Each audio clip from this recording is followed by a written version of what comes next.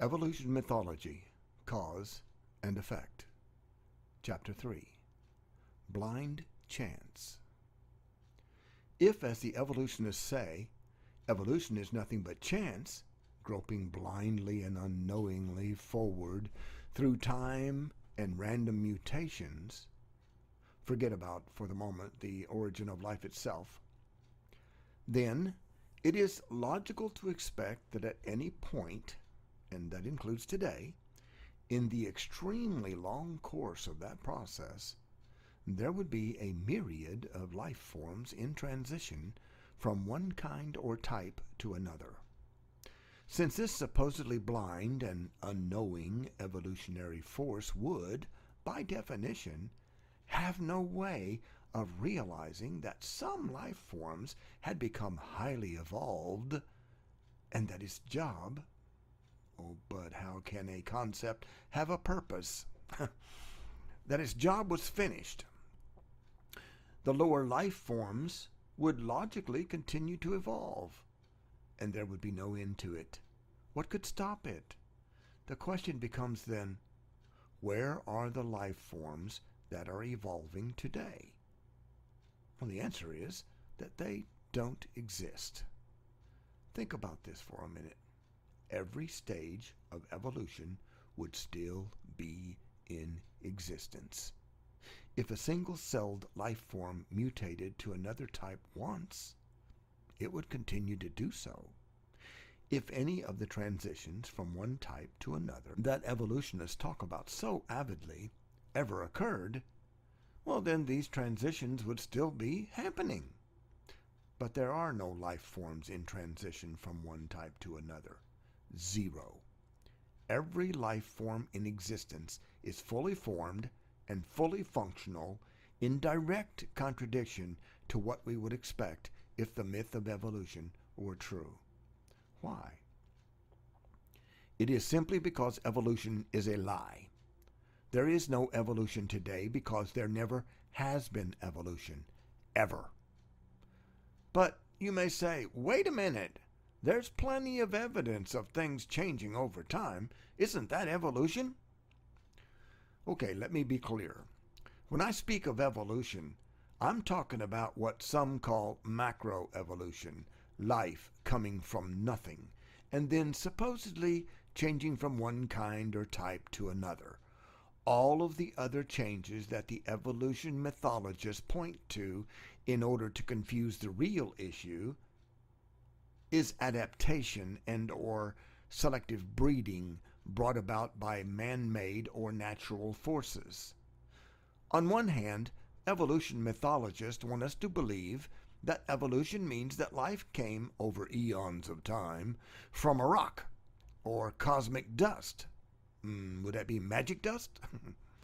And on the other hand, they want us to believe that it means adaptation of a species to its environment.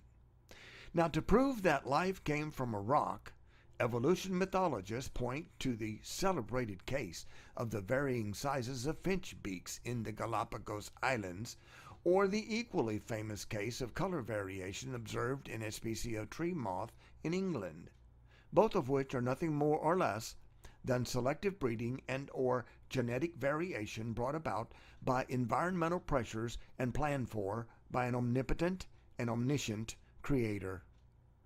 Just because organisms adapt and adjust to their environment does not in any way prove that life came from a rock or that all life forms descended from a common ancestor.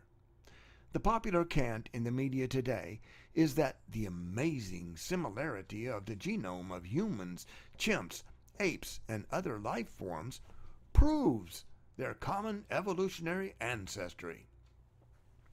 Duh.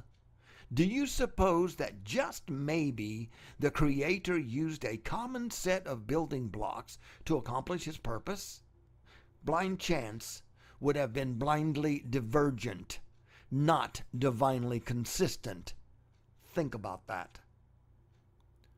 Unfortunately, the myth of evolution is the most widely accepted pseudo-scientific lie ever proclaimed as fact to a trusting public in the history of the world.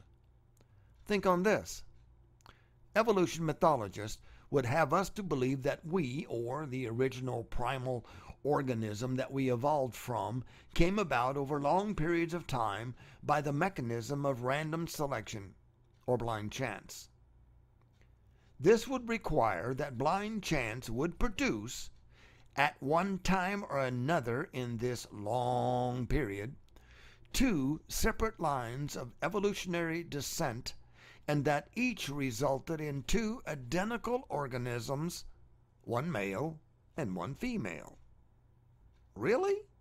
Well, remember, blind chance, or natural selection, is the mechanism of theoretical evolutionary mythology. So there had to be a first time for this theoretical organism to produce a sex organ, right?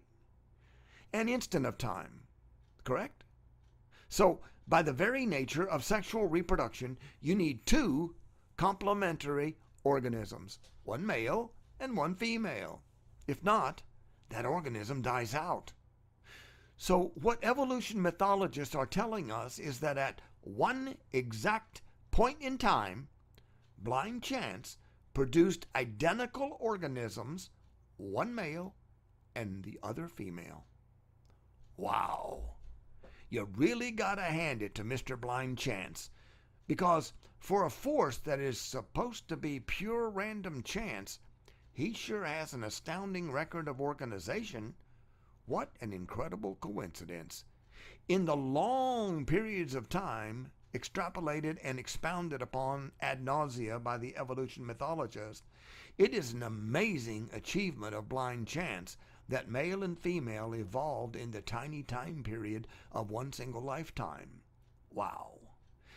And to add to blind chance's wow factor, this would have to happen repeatedly for every kind and species that require a male and a female. Yeah, I'm sure that happened. Even if the evolutionary myth had any truth to it, one would have a much better chance throwing a marble from the center of a circle 200 feet in diameter to hit another marble tossed into the air at a random point on its circumference while spinning around blindfolded with no clue as to when or where the marble was going to be tossed up into the air. Good luck on that. Little details like this are glossed over in evolution mythology classes. They do not want you thinking about those things. If evolution from nothing is laid out beside creation by a divine creator with all the logical evidence for each, it takes far more blind faith to believe in the myth of evolution than it does to believe in the biblical account of creation. The myth of evolution squats in the center of what is wrong with our society today.